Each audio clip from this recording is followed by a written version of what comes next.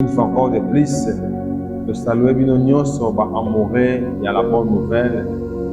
Ici, c'est votre humble serviteur, le frère Maton de Jean-Émile. Vraiment, te pousse une fois encore de plus devant ma écran Nabino, devant la plateforme Nabino. Pour la Nabino, Bassangomalam, à part, il y a notre Seigneur Jésus-Christ de Nazareth. Vraiment, et il y a la plateforme de la mission, tous en direct sur TikTok, Instagram, Facebook. Veuillez annoncer Bino pour ce qui concerne la parole de Dieu. Et comment mieux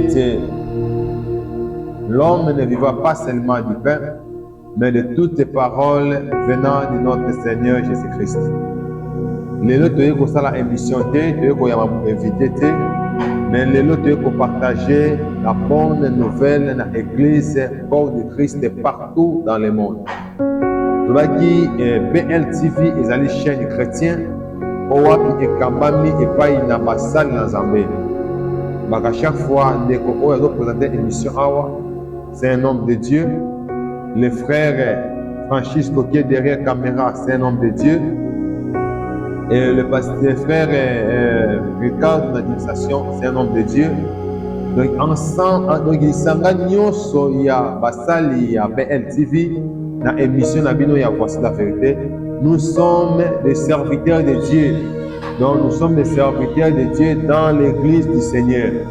Vraiment, nous vous saluons encore de plus et bon week-end à tous nos abonnés. On est toujours pour la Nabiso, on est toujours pour comme Nabiso. Nous vous merci. Donc, pour ça, il faut encore de plus. Liboso Nabino pour partager toujours Awa Maloba Nanzambé. Et sans plus tarder, thème que vous partagez les lots, et allez intituler la distraction. Les lots de remarquer église dans Zambé et côté na kati ya distraction. Distraction et côté makasi na kati ya vie ya ba na Zambé. Et comme il contingile église dans Zambé, distraction. Kobana na bakambi. Si na bana ekodi. Distraction est commis pour dominer l'église dans Zambé. Tous les bâtés pour nani distraction pour écouter na kati et dans Zambé. Or, la Bible, plusieurs versions.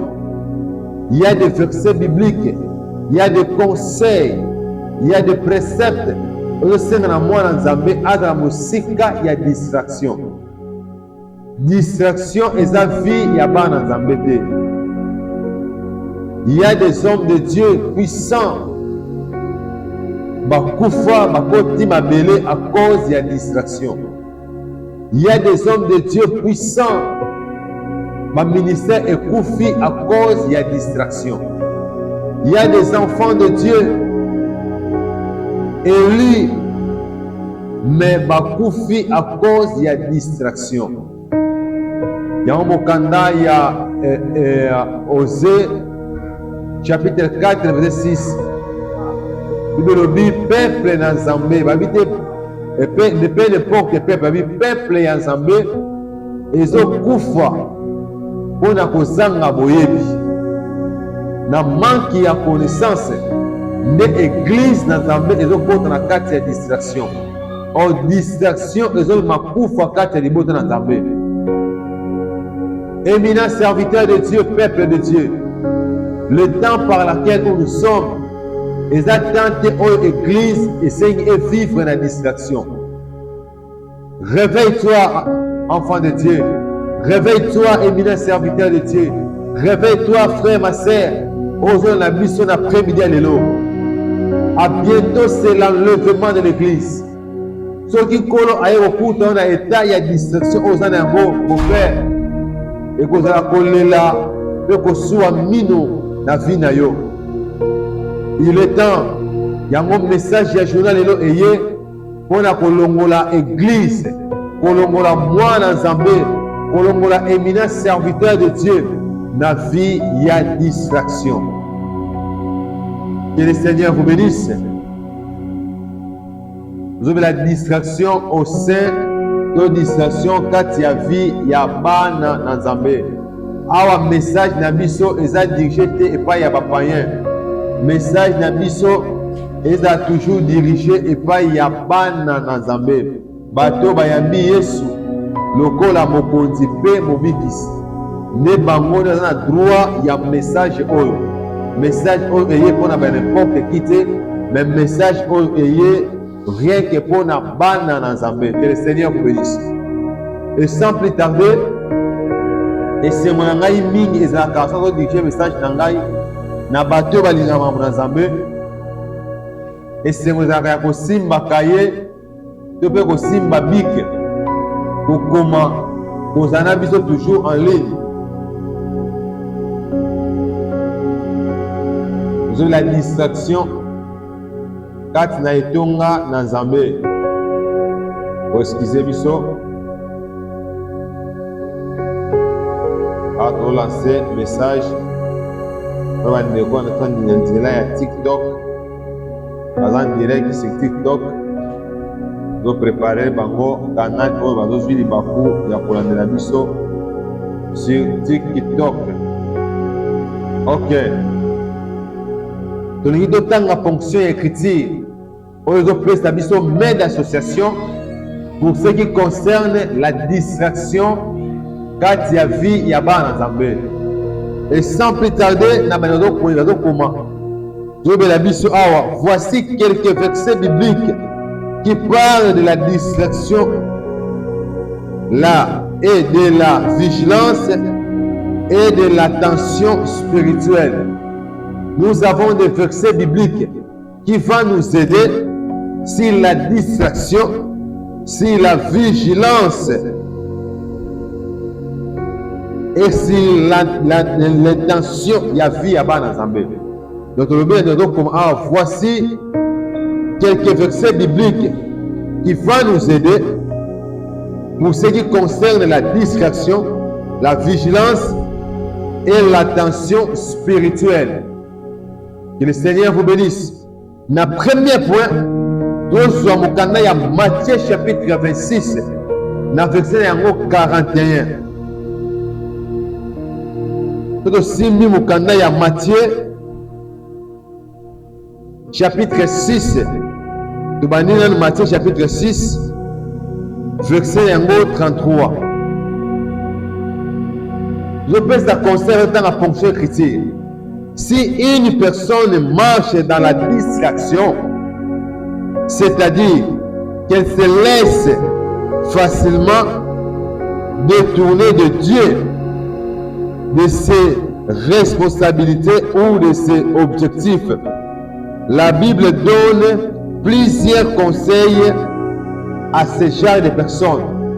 S'il y a des frères, s'il y a des sœurs, baza komitika komemama na vie ya mokilo, baza komitika komemama na distraction ya mokilo, baza komitika komemama na ba mauvais pratique ya mokilo. La Bible est mieux placée pour nous donner quelques conseils. Conseil ezaka na puissance, conseil ezaka na valeur, ce qui conséquence na payer na vie ya mutu wana te. Oh, les conséquences ya conseil ya vie ya mwana Nzambe, c'est l'enlèvement de l'église. Lorsque tu enlèvement de l'église et comme après de vivre yango, et soya pona ko justifier, et soya pona ko condamner ba oyo bazoyoka conseil oyo pesa biso na poko lelo pe bazo rejeter yango. Mais c'est mon mutu oyo afandaka na toli ya basage oyo pratikaka conseil. Oh, le véritable conseil pour l'église, c'est la parole de Dieu. Moi bananzambe ezali awa eza liboso na biso pona ko édifier biso, pona ko conseiller biso, pona ko tesa to nzela oyo esengeli na biso kolanda. Dans le but de donner quelques versets bibliques, autres livres exposés et pas y a moi dans Nzambe nyonso. On a la vidéo partout dans le monde, on a déjà ravi dans ma sentiment de ma distraction à mokilo. On a aussi déjà côté ici vie dans une carte de distraction. Le premier point, chercher d'abord Dieu. Un enfant de Dieu, tu dois chercher premièrement Dieu. il faut koluka liboso nzambe na vie na yo. Soki olingi vivre na distraction te, la première des choses, il faut koyeba koluka nzambe na bomoi na yo. Tokotanga évangile ya Matthieu chapitre 6 verset yango 33. Bible na ngai elobi nini? Ekomami boye, cherchez premièrement le royaume de Dieu et sa justice, et toutes ces choses vous seront données par-dessus. Mokanda ya Matthieu ezoki no, eloko ya liboso esengi na biso toluka ezali bokonzi ya likolo. Mutu azotambola na pensée ya koluka le royaume de Dieu, aza mutu oyo arejetaka distraction. Aujourd'hui, il y a beaucoup des enfants de Dieu bakoti na kati ya distraction parce que bakoluka voyage plus que le royaume de Dieu. Mutu akomi prêt ya kosumuka, ya koyiba, ya koscroquer, ya kokosa à cause ya voyage ya Turquie, à cause ya voyage ya Chine, à cause ya voyage ya Europe et Amérique. Voyage ekomi premièrement ya vie ya bana nzambe lelo. Mutu oyo koyeba kolamuka 4 heures 5 heures mpona koluka mbongo na bazando na bamoyen de transport na komema bapousse mpona koatteindre objectif oyo ezali azwa passeport mpe azwa visa mpo akende poto. Ekomi première préoccupation ya bato, ekoti ntina kati ya baeglise. Lelo oyi koprovoke église boya to prier tokota séminaire mpona koyekola boyebi makambo na nzambe. Ya une conférence ya koya kopartage makambo na nzambe, okoriske na conférence wana église oyo ezali ya 2000 personnes, ya 1000 personnes, ya 100 personnes, ya 50 personnes. Vous pouvez se retrouver 5 et 6 personnes. Pourquoi? Parce que but il y a appel oyo ezali mpona koya koyekola makambo na nzambe. But ya appel oyo ezali mpona koya koyekola makambo na nzambe. Soki ezalaki ke boya toyekola to boya to prier mpona bavoyage, boya toyekola mpona koma koganye libala, boya toyekola mpona makambo etali royaume de cieux, comment hériter le royaume de cieux, ni tokoremarke bato bakoya te. Chacun de nous akopesa baraison na ye. Mutu alobaki ngai nazobela, ngai naza na problème ya loyer ya ndako, il faut eluka mpo mafuta ndako. Chacun de nous akopesa baraison na ye. Pourquoi? Parce que raison ya appel to mpe raison ya lisanga wana ezali mpona kopréparer biso pour ce qui concerne l'enlèvement de l'église.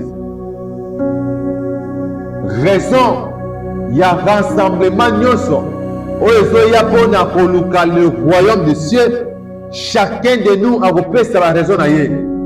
Ngai nazobela, ngai toza malamu te, ngai aza problème ya loyer ya ndako, il faut ende koluka. Angola ezali mboka ya bana bana, soki naluki te mutu akolukela ngai azali te.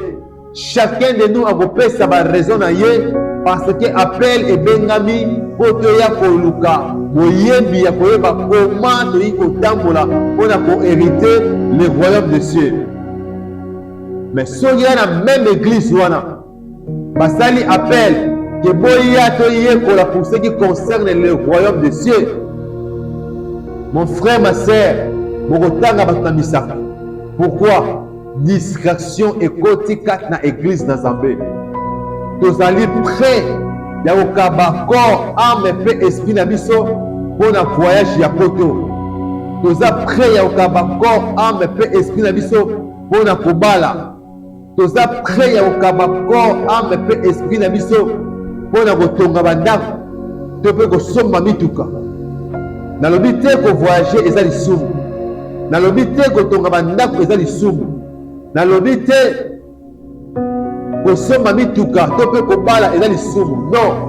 Mais awa tozi kotanga na passage totanga awa na mokanda ya Matthieu chapitre na yango 6 verset 33, Bible dit, que Lucaliboso a dit chercher premièrement le royaume de Dieu et sa justice. Aziba voyage, aziba mubongo, azi libala, azi mituka bandaku, abengi yango le reste. Awa écrivain le dit, et la justice, et toutes ces choses vous sera donné par-dessus.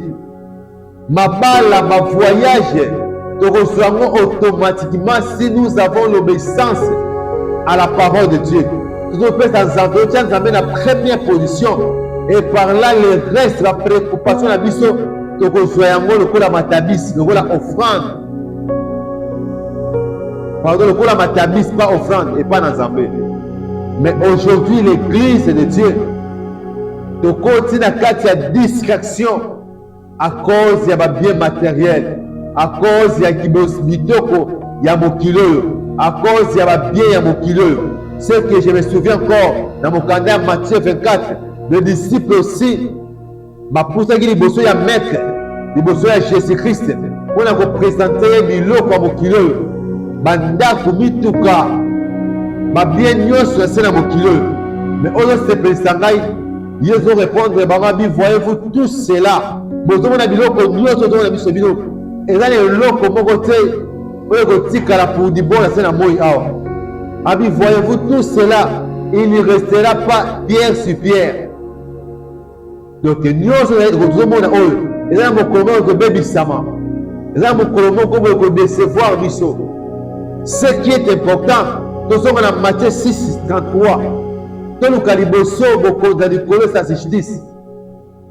Mais aujourd'hui, l'église de l'Éternel, aujourd'hui, les enfants de Dieu, de compte na kati ya distraction, nous plus que la parole de Dieu, plus que notre Dieu. La deuxième position, un enfant de Dieu, c'est lui qui veut vaincre la distraction dans sa vie. Il faut apprendre à rester concentré. Aujourd'hui, la concentration est qui mine vie à Banazambé. C'est lui qui veut vaincre la distraction dans la vie naïe. Moi, dans ligi allons la distraction dans la vie naïe. Il faut avoir il y a concentration. Aujourd'hui, l'église, quand je parle l'église, là on se souvient de ma bâtiment. Là, vous vous souvenez, c'est nous qui sommes l'église. Le mois, nous avons à perdre de temps, il y a concentration, il y a vie. Tout ça concentré pour nous bon. Mais moment, il y a concentration spirituelle pour perdre les amours. Et nous avons une fonction, il y a écrit dans mon canal, il y a Proverbe chapitre 4, verset 25. Nous avons dit que tes yeux regardent en face et que tes paupières se dirigent droit devant toi. Misonayo, elle a toujours concentré pour la liboso devant ta face. Que tes yeux regardent en face et que tes paupières se dirigent droit devant toi. Ça signifie quoi? C'est un conseil aux églises. Fixer ton objectif. Fixer ton objectif et inviter ceux qui te détournent de ta mission. Tu dois être droit. Tu dois fixer ton objectif et inviter ceux qui te détournent de ta mission. Or, Église, notre mission, ce n'est pas aller vendre. Notre mission, ce n'est pas aller chercher l'argent. Notre mission, ce n'est pas de chercher des visas pour voyager. Notre mission, ce n'est pas de chercher de l'argent pour se marier. Notre vision, ce n'est pas d'avoir des enfants. Mais notre vision, c'est d'être préparé pour les rencontres de l'épouse. Nous sommes des pèlerins, mon frère, ma sœur. Notre mission, c'est de rester fidèle à la préparation que l'unique sont en train de nous préparer. Pour quelle raison? Pour la rencontre de l'épouse. Ah, dans le Proverbe, chapitre 5, nous disons pardon, Proverbe chapitre 4, verset 23, ma Bible, de fixer notre yeux, ou que tes yeux regardent en face et que tes paupières se dirigent droit devant toi. Qui veut dire quoi? Tout objectif il faut être toujours concentré. Fixer tes objectifs, éviter ce qui te détourne de ta mission. Église du Seigneur, il faut éviter toutes ces pratiques pour détourner la vision. Et notre vision en tant qu'Église, c'est de marcher dans la préparation pour les rencontres de l'épouse. De marcher dans la préparation pour les rencontres de l'épouse. Est-ce que toi, mon frère, ma soeur, tu marches dans la préparation? Est-ce que ta vie est toujours branchée dans l'objectif? Mais ton objectif, et j'ai bien expliqué, notre objectif, ce n'est pas de manger, de boire, ce n'est pas de voyager, d'avoir des enfants ou d'avoir des constructions. Mais notre objectif, c'est de marcher, d'être encadré, d'être préparé pour la rencontre de l'épouse, qui est notre Seigneur Jésus-Christ de Nazareth. Enfant de Dieu, serviteur de Dieu, est-ce que tu passes ta vie dans la préparation de l'enlèvement? Si tu veux éviter la distraction dans ta vie, tu veux être branché, deuxième point, Ezali, il faut avoir le temps, il y a concentration. La personne qui veut éviter la distraction dans sa vie chrétienne, il faut être dans un moment de concentration. Yo bon de la race, ceux qui ont un programme de kids. Yo bon de la église. Bible est formée dans la église. Même la Bible il y a papier dans la couleur aux côté. Raison dans la Bible dans le téléphone. Mais le téléphone au privilégié TikTok, Instagram, YouTube, Facebook, plus que Bible dans le téléphone na yo. Oui, kosa batu kosa conscience na yo te. Oui, oui, kosa ma Bible te parce que téléphone na yo, iPad na yo, et dans la Bible na kat nango. Est-ce que la journée, aux aura moment de concentration ya yo moko, on se concentrer vis-à-vis la mission. Josué chapitre 1 verset 8 dit que ce livre de la loi ne s'éloigne point de ta bouche, médite-les jour et nuit. Enfant de Dieu, serviteur de Dieu, est-ce que Ozana Ngonga ya ko se concentrer yomoko na kati église était na assemblée ya sainteté yomoko na kati ya ndako ozwaka temps ya concentration ya prière pe ya partage ya vie na yomoko na ozaka yomoko sans intervention ya mutu alingi koinvite vie ya distraction na vie chrétienne na ye. Deuxième des choses, il faut apprendre de rester concentré devant ta mission. Proverbe chapitre 4 verset 25.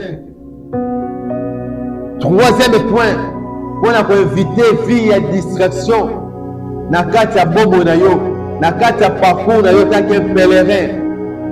La troisième des choses, tu dois être vigilant spirituellement. Tu dois être vigilant spirituellement. Ceux qui ont invité distraction dans la vie. Troisième point, tu dois être vigilant likolo ya vie spirituelle na yo. Être vigilant spirituellement. Troisième point, c'est être vigilant spirituellement. Dans la fonction écriture, dans le premier épître de Pierre, donc 1 Pierre, chapitre 5, verset 8, Bible. Soyez sombres et veillez. Soyez sombres et veillez.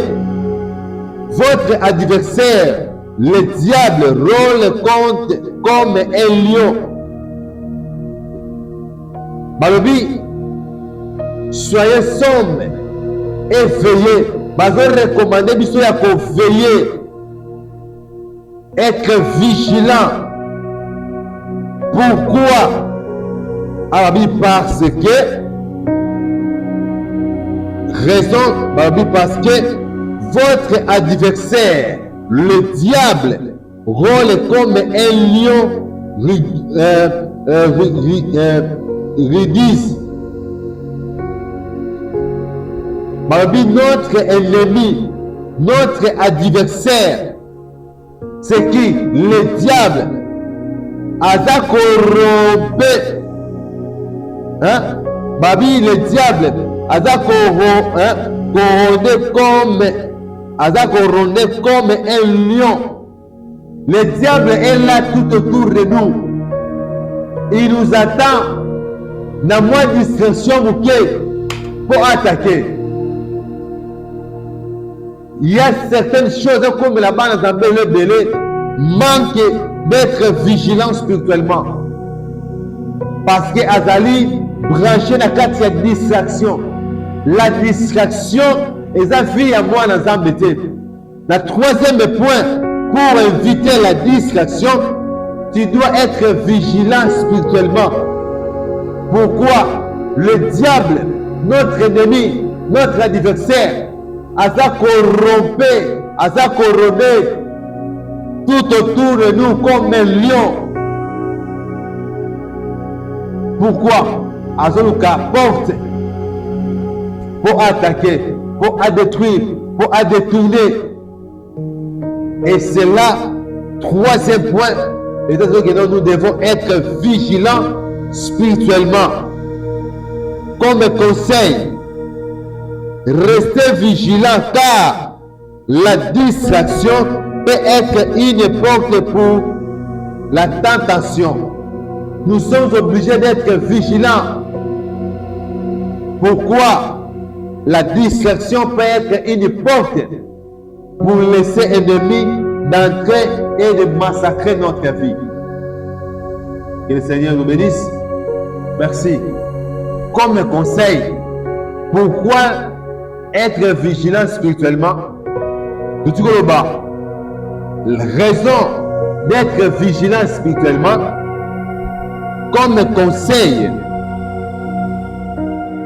restez vigilant car la distraction peut être une porte pour la tentation. Nous sommes obligés d'être vigilants. Pourquoi? Parce que la distraction peut être une porte pour la tentation. Le diable est là. Il nous attend dans la distraction. Il nous attend dans la distraction. Enfin, tout faut la porte pour y accorder pour exercer misana et katia bobo na biso. Et c'est la raison pour laquelle un enfant de Dieu doit être ennemi à distraction. Mais le lot, c'est le contraire. C'est la distraction qui règne dans la vie d'un enfant de Dieu. Enfant, il y a distraction. La distraction est physiquement et puis spirituellement. Entre parenthèses, aujourd'hui nous sommes le 7 mars 2026. Il y a des familles, il y a des couples. Il y a mon boulot, il y a bitumba prêt à divorcer. Pourquoi? Parce que mon bal a sommé moi si les poutatés. Et ma camoué qui est encore de tina ban ensemble. même bana nzambe bakoti na badistraction na bafeti mondain bakoti na yango ezona baséparation badivision batrouble na kati ya bafoyer. Pourquoi? À cause ya bafeti ya mokili. L'homme est prêt ya kobebisa nyonso na frère na sœur na ye à cause ya babien matériel, à cause ya bafeti ya mokili oyo, à cause ya badistraction ya mokili oyo. Église de Dieu, tozokende wapi? Tobosana te, toza bapèlerin. Tobosana te, nous sommes que des passagers dans ce monde. Cet monde, ça ne nous appartient pas, ce monde. Ce monde ne nous appartient pas. Et c'est la raison pour laquelle il me dit, nous sommes dans le monde, mais nous ne sommes pas de ce monde. Nous sommes dans le monde, mais nous ne sommes pas de ce monde. C'est la parole de Dieu. Nous devons éviter la distraction. Pour éviter la distraction, la troisième point de Béli, être vigilant spirituellement. Quatrième point, pourquoi éviter la distraction? Vous partagez vidéo, vous s'abonner parce que ça va conseil, vous pour battre l'église, pour activer conscience. Il y a moi dans l'ensemble, moi comme sous la vidéo partout dans le monde. Quatrième point, tu dois choisir la meilleure chose. Pour éviter la distraction, tu dois choisir la meilleure chose. Enfant de Dieu, éminent serviteur de Dieu, il faut de la mouture choix. Koyamba kabiyamba ya bate, kozwa kabizwa zwa te, kolia kabilia lia te, komela kabimela mela te, koloba kabiloba loba te. Tu dois être un homme qui sait choisir de vraies choses pour éviter la distraction dans ta vie. Quatrième des choses, tu dois choisir la meilleure chose. Et là, tu dois se référer dans Mukanda, Matthieu chapitre, Luc chapitre 10, verset 41 à 42. Nous allons se référer dans Mukanda, Luc chapitre 10, verset 41 à 42. Là, nous voyons l'histoire de Marie et Marthe. Bazaki ba sœur ya Lazare. Oh, la Bible nous dit, Marthe était distraite par beaucoup de choses, mais Marie a choisi la meilleure part en écoutant Jésus. Je répète encore, Luc chapitre 10, verset 41 à 42. La Bible dit, Marthe était distraite par beaucoup de choses, mais Marie a choisi la meilleure part en écoutant Jésus. Lazare azaki na basere na ye mibale oyo ezali Marthe na Marie. Bible elobi Marthe azalaki na kati ya distraction. Lorsque Jésus azoya na kati ya ndako na bango, Marthe distraction ezomema ye akende kopona makambo ezali babien ya mokili oyo. Marthe apréféré na ye kozala cuisinière ya kolamba biloko oyo ezalaki soki elie yango na ntango moke okoki korejete yango. Aponi na ye kozala concentré na makambo mokili oyo. Et aujourd'hui aussi, nous avons des serviteurs de Dieu oyo bazali image ya Marthe, oyo bazali kodiriger mabala nzambe mpona baintérêt ya libumu. Il prêche la parole de Dieu, mais pour intérêt à libubu. Il peut prêcher dans le lenge nyonso, mais suka, tu peux chiter na ye, c'est l'argent. Asa pour matérialiser la parole de Dieu. Il vend la parole de Dieu. Il vend la prophétie. Il vend des miracles. Ce sont des images de Marthe. On a fait la mauvais choix. Que le Seigneur nous bénisse.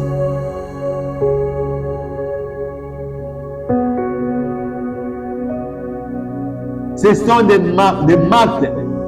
On a fait un mauvais choix. Il prêche la parole de Dieu pour gagner la nourriture. Alors, il faut évangéliser pour gagner Mutuka, pour gagner Ndaf. Alors, ça la nyoso pour intérêt à l'Iboumou. Là, je parle sur les éminents serviteurs de Dieu. Nous avons ce genre des éminents serviteurs de Dieu. Ils prêchent la parole de Dieu pour intérêt à l'Iboumou. Alors, c'est ma chère et pas un collègue qui a pour un foutre la balle à Minerval. Voilà l'intention.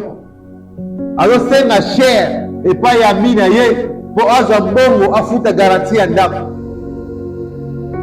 Alors, c'est ma chère et pas un collègue qui a pour un bongo, il y a reçu ma billet parce que le visa c'est du mec déjà. Nous avons ce genre de serviteurs aujourd'hui dans nos églises. On doit servir Zambé d'intérêt à l'Iboumou. Nous avons ce genre de serviteurs aujourd'hui.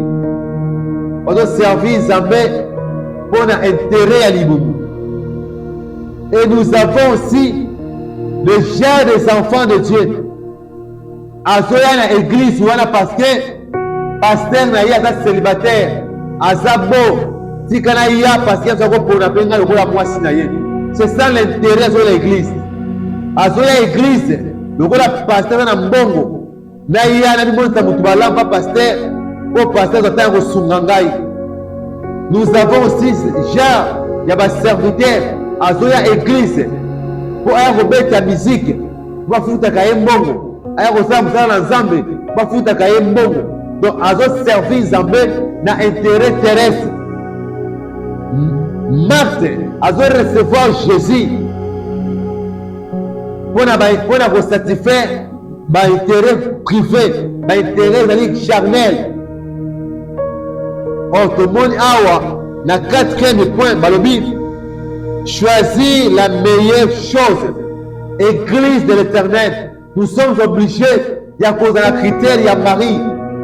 Marie aponaki, o ezali makambu ya Nikolo, aponaki le royaume des cieux, apesaki litoi na ye, pona koyoka makambu ya Nikolo, ayebaki ete na maloba na Nzambe, nde nyonso na reposa na kozwa ngo à travers la parole de Dieu. Mais aujourd'hui, Église de Bostani puissance ya maloba na Nzambe na bombo na bango. Nous avons des gens aujourd'hui, Balingi vit à prière plus que la parole de Dieu. Balingi vit, il y a le sang plus que l'enseignement, plus que la parole de Dieu.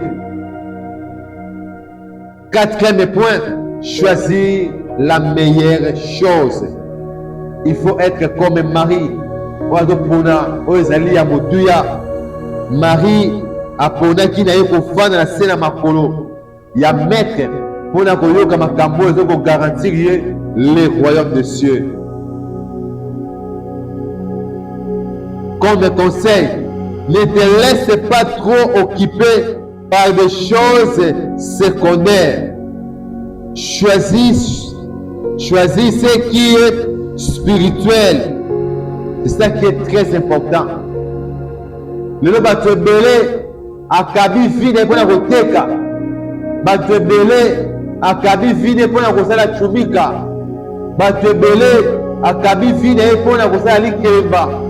Bato ebele akabi vi na ye mpo na makambo ebele songolo pakala. Tobi te eza mabe.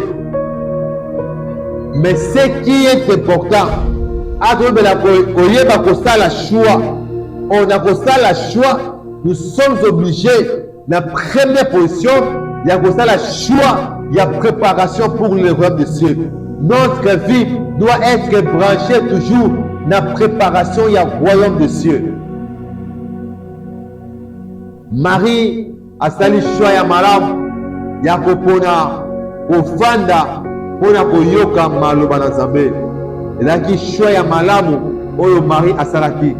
Marie a comprenait que na maloba na Nzambe nyonso oyo nango posa na kozwa yango na obéissance Comment tu peux obéir à la parole de Dieu sauf que est bien voté? C'est ça Marie Azalaki. Marie Azalaki assise dans l'obéissance à la parole de Dieu. C'est ça. Yakoyeba kosala choix ya malamu. Choix ya malamu ezali kopona mabanazambe d'être toujours obéissant à la parole de Dieu, de chercher la parole de Dieu plus que toutes les choses. Ya koluka nzambe, koluka bokonza likolo, koleka makambo nyonso, to pe koleka biloko nyonso. Yango Marie asalaki. Et c'est ça ma point oyo kopesa biso pona kosunga biso, pona kosunga église pour avoir des bases solides, pona ko éviter la distraction na kati ya vie chrétienne yo. Longwa la distraction yo lingi zambe mais ba camarade na yo bandumba yeba kosala ko éviter ba mauvais choix. Yo oyebi zambe mais ba camarade na yo bambelaka diamba, ba camarade na yo basula, ba camarade na yo bato balingi makambo na nzambe te. Il faut koyeba kosala choix ya malamu mpona koinvite distraction kati ya vie na yo. eza na bato ebele lelo bavie na bango ebeba à cause ya bacamarade, à cause ya mauvais entourage. Vie ya bato ebele ebeba, bainocent ebele bakomi ya prison à cause ya mauvais entourage. Il faut koyeba kosala choix. Marie ayebaki kosala choix, abeki kopona choix ya malamu mpona kosala. Est-ce que yo mpe oza image ya Marthe to oza image ya Marie? Bosana te lia mela lata bala voyager, mais sache-le bien que le monde par lequel nous sommes en train de vivre il y a une délai bien déterminé. À bientôt c'est l'enlèvement, à bientôt Jésus revient. Est-ce que tu continues de vivre la vie à distraction? Tu as la vie au Seigneur en tant qu'un enfant de Dieu. Lorsque le roi Assyrie appelle ça qui mbela et pas y a unique, ça l'appel pour nous benga basi, pour nous rassembler basi, pour nous préparer bango pour moi à trouver grâce. Il y avait plusieurs femmes, mais la carte ya basi wana, basi ya critère ya Marie, ce sont elles ne ba héritier qui libala et pas ya roi Assyrie. De même aussi dans le livre de Matthieu chapitre 25, nous avons l'histoire il y a 10 femmes vierges. Ce sont des femmes sages. Il y a des critères, il y a Marie, bango ne ba héritier qui libala. Comme conseil, comme appel, nous avons lancé partout dans le monde. Il y a des faisans à pour ça, il y a cause à la encadrer, il y a cause à la préparer. La Bible déclare, c'est le Sauveur qui sauve. L'homme donne ce qu'on a. Si on a pas na carte église, pasteur dans la carte impidique, pasteur na carte ya vie ya soula, dans la carte ya vie ya milango ya masanga. Pasteur azan converti, azan abouan moté maté. Frère, sache-le bien, on doit passer tant inutile. Na kati ya l'assemblée wana. Et donc, c'est un obima. Il y a des fois, message au landiango, et ça lui passe, et c'est félicité. Au lieu de la décision, on va réencadrer vie d'ailleurs, obima na kati ya vie ya distraction. Mais mon Dieu a dit qu'on encadre yo. Yé moko na kati ya distraction. Na tiko ba awa que l'homme donne ce qu'on a. Mutu apesa kaka eloko ya sana yango. Nini ozo zela kozwa na église oyo. L'homme donne ce qu'on a. Mutu apesa kaka toujours. Mutu apesa kaka toujours oyo ya sana yango.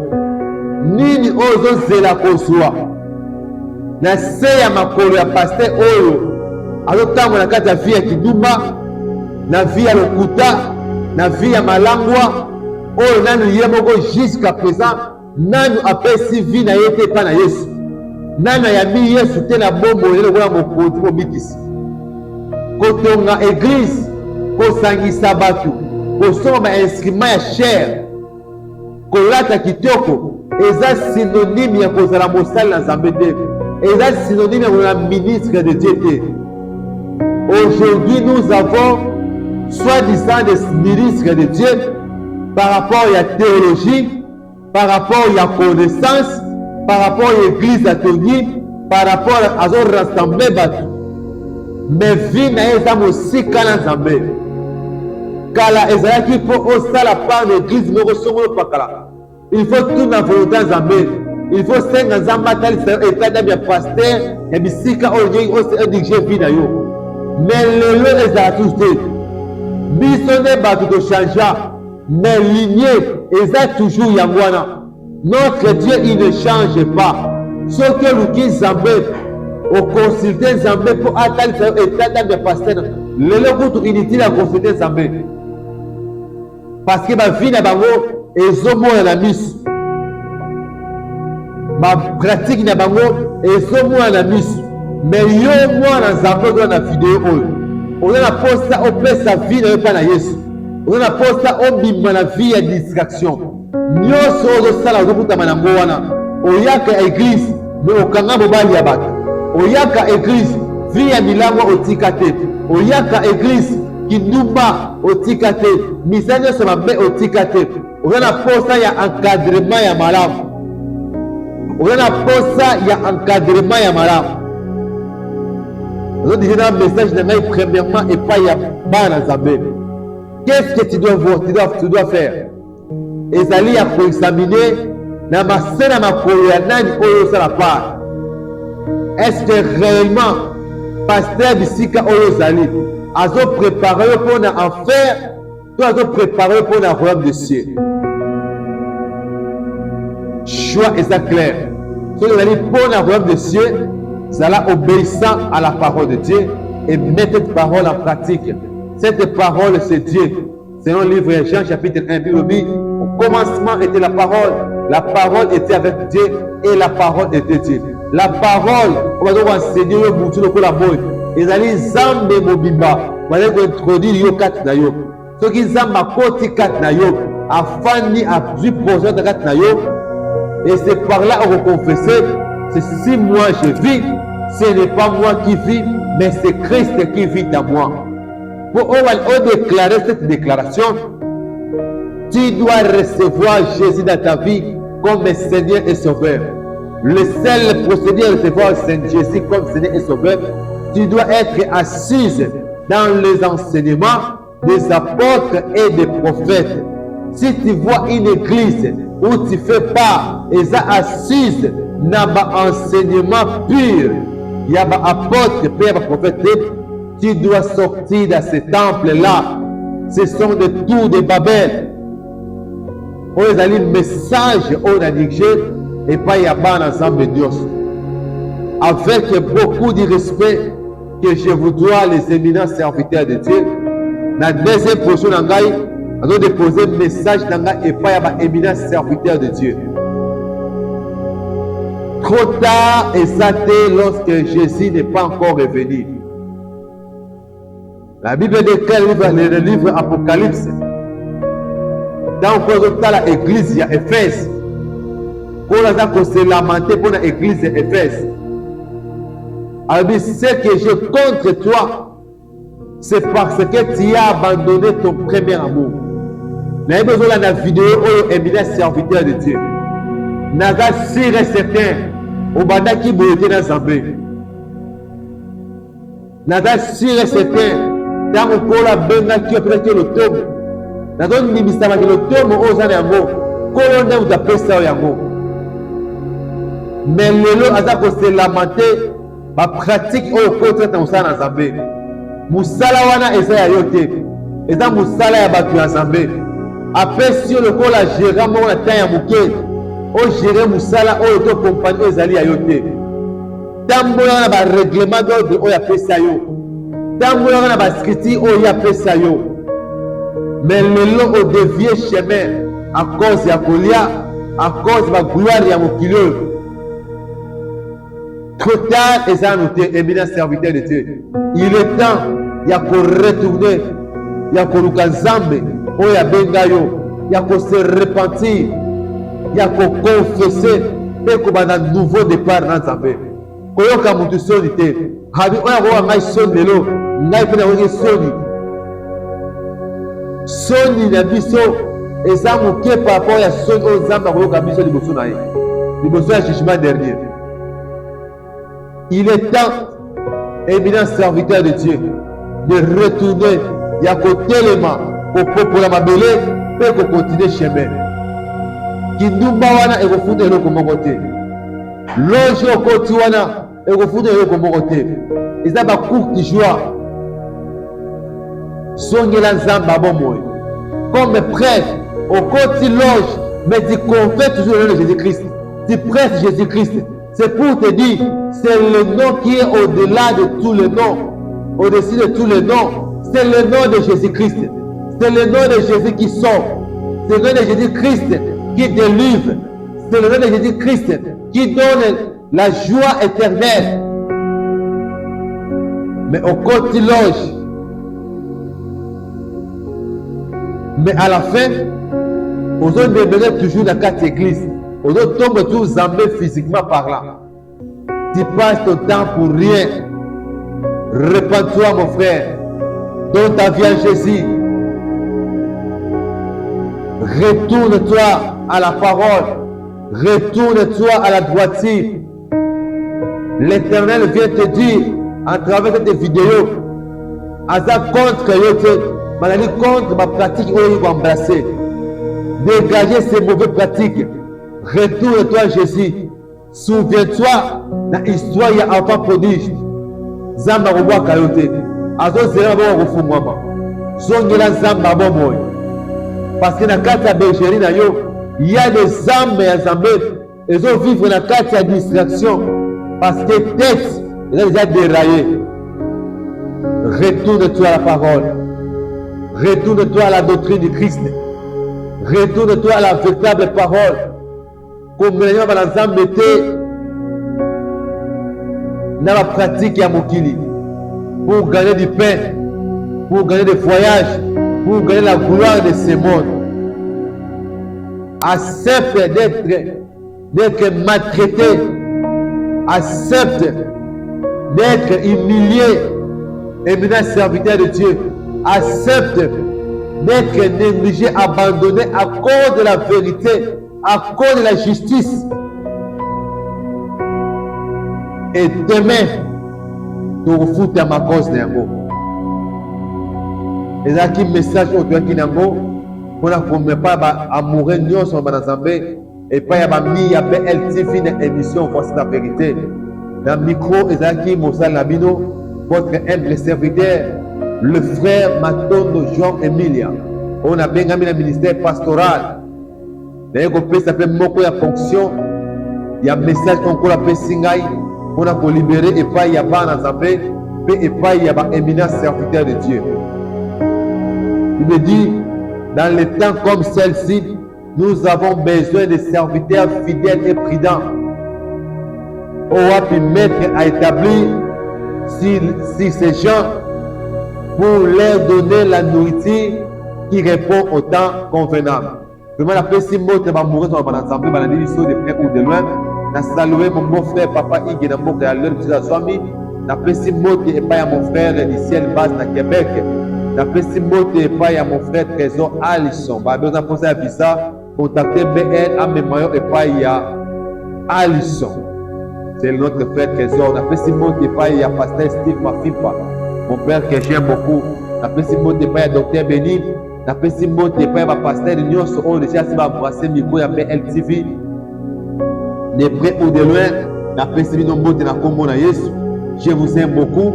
Ceux qui message oyo et ceux qui sakio joie et sika kolé bisabiso mais et ceux qui si pour un maillot na droitier. La personne qui est pas ba combattant Nyon so ma banazambe. Vous êtes tellement ébélé. Vraiment, ça m'a pas mon labino pour partager vidéo pour commenter vidéo parce que na ba commentaire na bino pe na ba abonnement na bino nous donnons makasi ya ko continuer toujours ko sala musala oyo ezaka malamu osala musala bato pesa ba encouragement et pesa biso makasi ya ko continuer musala chaîne oyo ezali monétisé te chaîne oyo ezali chaîne moko tosala musala po to gagner liberté tosala musala po to gagner royaume des cieux parce que ekomami aller partout dans le monde prêcher la bonne nouvelle faire les disciples. Il y a des femmes qui ont un visa, il y a qui est au-delà de la montée. Mais à travers les médias, nous avons un coquille, il y a comme malheur partout. J'espère combien de vidéos nous sommes dans les 4 coins du monde, c'est beaucoup d'amis. Malheur combien de vidéos pourquoi? Parce qu'ils ont respecté les médias. Ils ont une raison, tout canal, autre c'est qui pour la malheur et comment au-delà. La principale qui est dans le staff c'est Adem, Isanga Basala Nzambe, mon frère Dani, pasteur Alex, Bishop Pomone, maman Nabiso Mwana Tuka, Babi Mwana Tuka, Basala Nzambe, maman Nabiso Naomi, vraiment, beaucoup de chefs Nabino, la principale montée na groupe Union sur la prière de juste, l'administrateur Union sur la papa Nabiso Denis Salem, pendant mon cambia groupe ya prière de juste. Je vous salue au nom de Jésus-Christ.